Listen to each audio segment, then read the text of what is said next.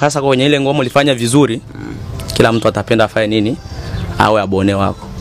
Asante sana kwa kumalizia hivi Bwana Brino, labda project gani ambayo unaiandaa mwaka huu? Ya, kwa sasa hivi siku za usoni hapa natarajia kama hata kesho naachia kuanza ngoma kwenye digital platform, kwenye Spotify, Boomplay, Shazam, ngoma mimi na Nyagomani.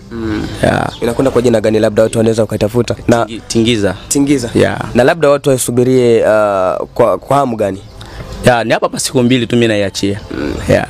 Asante sana, tuko naye Bwana Brino Kinyama. Ulikuwa nami Anton Malashi, labda tuweze kusikia ujumbe wake wa mwisho, anausemaje kupitia wasanii wa Baraka na pia muziki wake na kwenu pia mashabiki.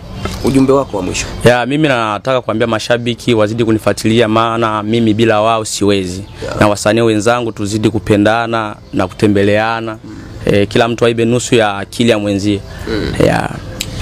Asante sana, asante pia kwa kuweza kutufuatilia mwanzo mpaka mwisho. Kumbuka kwamba hii ni Didas TV ambayo inakuwa inakuletea matukio mbalimbali ya wasanii na pia matukio mengine hususan ya kijamii na pia mengi sana. Na kushukuru kwa kuweza kutufuatilia, usikose ku like, ku comment na pia kuweza kushare kazi zetu. Asante. Ele sokelwa mangae anya wetoe tangani